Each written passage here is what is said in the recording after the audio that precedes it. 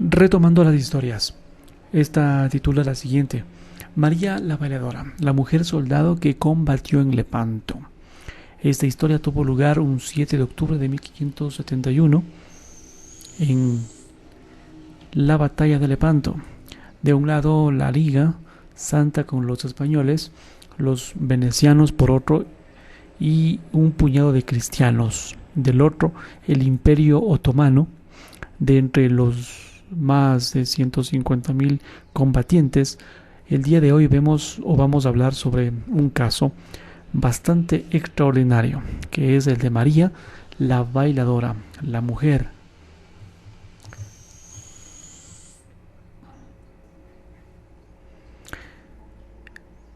La mujer soldado que combatió en Lepanto, siendo con toda probabilidad la única mujer que había en esta lucha.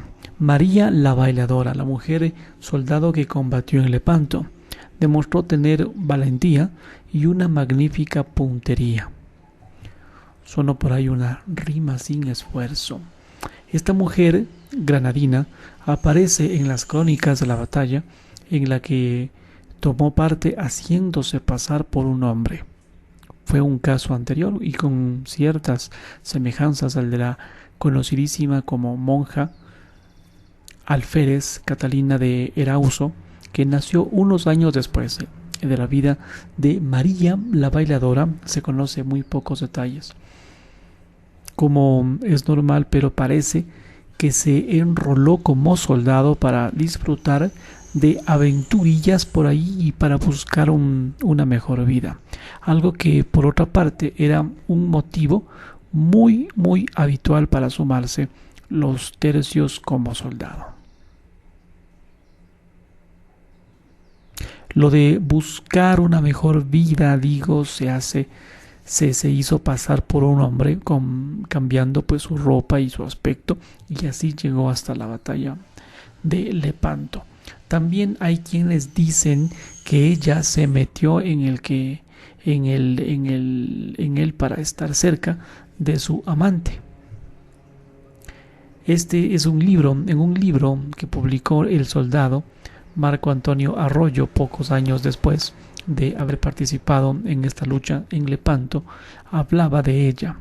Afirmaba que esta mujer había combatido como arcabucera en el tercio de Lope de Figueroa y que a muchos turcos costó la vida, llegando incluso a matar a alguno a cuchilladas en el cuerpo a cuerpo.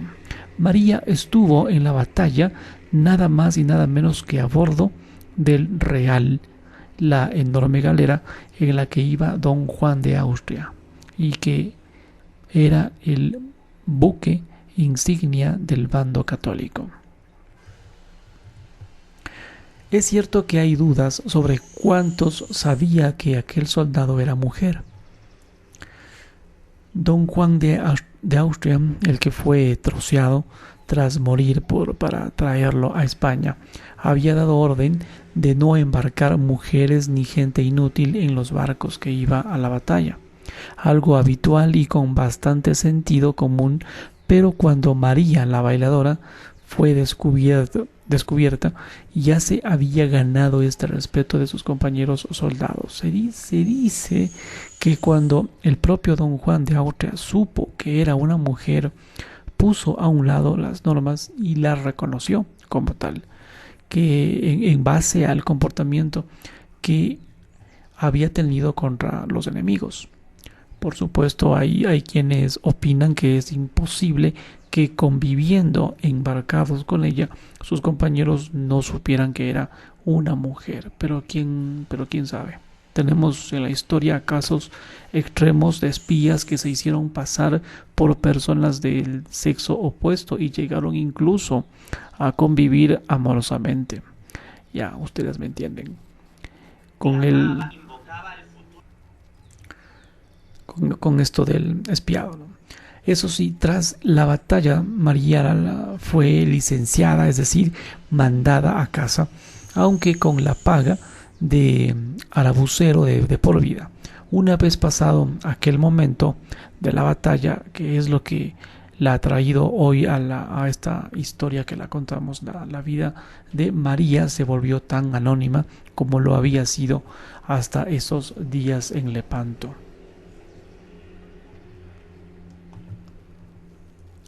Vamos con otra historia interesante a esta hora, en este punto. Un graffiti hecho sobre un fresco medieval que está en el Prado. Contar que esta curiosa historia que hoy quizás les recuerde a algunos al ex homo de Borja, ¿sí? Aquel Cristo que acabó destrozado, aunque sin mala intención, si no me equivoco, o quizás a las pintadas políticas en el Imperio Romano, incluso al erróneo romanés, o sí, romanés e un damus de la vida de Brian. De todos ellos tiene algo el graffiti hecho sobre este frasco o este fresco medieval que está en el Prado, como también tiene algo de todos los que se empeñan en dejar esta firma en la actualidad por las calles de las ciudades.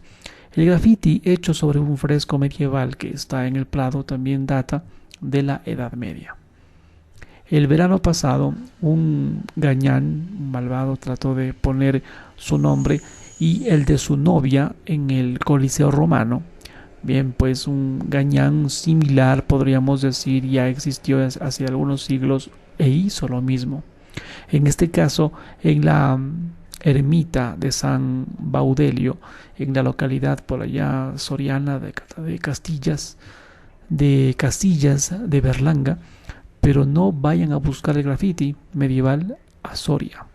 No, allá no. Está en el Museo del Prado. Eso sí, por idas y venidas del mundo, el arte y el comercio. Esos frescos sorianos pertenecen al Metropolitan Museum of Art de Nueva York, aunque los tiene cedidos en el Prado. Ya saben, bueno, en una época que no había televisión, libros ilustrados, fotografías, ni nada similar, nada por el estilo. Las imágenes de las capillas eran para ellos como para nosotros el cine, salvando las distancias. Bueno, en este caso, el fresco del comienzo del siglo XII por ahí representaría a un cazador a caballo junto con 3 perros, persiguiendo unas liebres. Por supuesto hay una moraleja detrás de todo esto, porque las liebres eran símbolos de las pasiones bajas del ser humano. Ajá. Y los 3 perros bien podrían ser representados por la Santísima Trinidad. Ese mensaje era el que quería dar la iglesia con aquel fresco enorme que adornaba una pared de la ermita, un poco por encima de una de las liebres. Aunque ya casi el tiempo lo ha borrado, hay un graffiti por ahí, no se sabe exactamente cuándo se ha hecho o fue hecho, pero en cualquier caso fue en tiempos medievales. Punto. El texto fue escrito por el gañán en cuestión que menciono sobre el fresco de la ermita. Este fue mi Gopredet mi Fecit, presidido por todo ello de una cruz, es decir, me hizo Minga Predet. Como les decía pues al comienzo, una firma ni más ni menos. No le tuvo que ser muy fácil hacerlo, porque tuvo que hacerlo a casi 3 metros del suelo. Está escrito con mala caligrafía, a mano alzada y de forma irregular, un poco destrozadamente, todo se ha dicho, ¿no? Bueno, pero no extraño, ya que esos frescos estaban a más de 2,5 metros del suelo y la inscripción estaba a casi 3 metros de altura en la ermita. Por lo tanto, el autor se tuvo que subir a algo temporal, a los hombros de otro o sobre una instalación algo más duradera como un andamio, aprovechando alguna obra por ahí en el templo. Hace pocas certezas, o hay pocas certezas sobre por qué lo hizo, pero una teoría dice es que ese Minga fuera alguien que hizo alguna obra en la ermita y no tuvo mejor ocurrencia que dejarla su marca, su firma sobre uno de los frescos. No sería raro esto, ¿no? Y todavía vemos cosas similares en nuestros días. También se puede decir que, o puede ser que, aunque sea poco probable, que fuera un gamberro, un monaguillo rebelde. ¿Existían los monaguillos en el medieval? ¿Que quiso dejar allí su nombre sin un motivo? ¿Sería un pionero del graffiti español? Y no el famoso muelle. Curiosa historia. Y en la historia número 3, contar que el año milagroso de Albert Einstein nos dice lo siguiente. Hace unos días escribiría una TED Talk, una breve conferencia de Tim Harford, el popular periodista y escritor británico, el autor del popular El economista camuflada, o 50 innovaciones que han cambiado el mundo, un podcast de la BBC Londres sobre datos estadísticas de la BBC, more or less sería. Es también muy recomendable y merece la pena escuchar cada semana. La cuestión es que Tim Harford ponía como ejemplo en su charla el año milagroso de Albert Einstein para abogar por una determinada forma de trabajar. Al fin del artículo comprenderían que es por qué hacía esto. Por cierto, hay muchas entradas en Curihistoria, donde estoy tomando esto, curihistoria.com, que habla sobre Einstein. El año milagroso de él fue en 1905, cuando escribió 4 artículos clave en la historia de la física y sobre temas muy, muy diversos. Cuando Einstein, que nació en 1879, él tenía en este entonces 26 años y trabajaba en la oficina de patentes de Berna, en Suiza, tuvo un año milagroso. Ya les cuento. Un Agnus Mirabilis, año milagroso, publicó 4 artículos sobre temas diferentes y cada uno de ellos suponía un avance importante en su ámbito. Todo esto mientras tenía un trabajo a tiempo completo en una oficina de patentes. En la revista alemana titulada Annalen der Physik, más o menos Anales de Física o Anales de Física, recibieron el 11 de mayo un artículo que demostraba la existencia de los átomos, algo que no se había conseguido hasta aquel momento. No solo eso, sino que su avance permitiría comprobar su idea usando tan solo un microscopio ordinario. Partía del movimiento browniano para concluir que este se produciría por las partículas chocando, y su estudio tenía que ver con el mundo de la botánica. Este artículo se titulaba sobre el movimiento requerido por la teoría cinética molecular del calor de pequeñas partículas suspendidas en un líquido estacionario. Al mes siguiente, más o menos, concretamente al día 20, llegó a esa misma revista el artículo titulado sobre la electrodinámica de cuerpos en movimiento. Era el tercero del año. Luego veríamos el primero y era base de la teoría de la relatividad. En este artículo establecía algunas ideas que han marcado gran parte de la física básica del siglo XX. El día 27 de septiembre de ese mismo año, dándole más vueltas a esta teoría, entregó el artículo que incluía la que seguramente es la ecuación más famosa de la historia. E es igual mc al cuadrado. Einstein no consiguió el premio Nobel por su teoría de la relatividad. Curiosamente,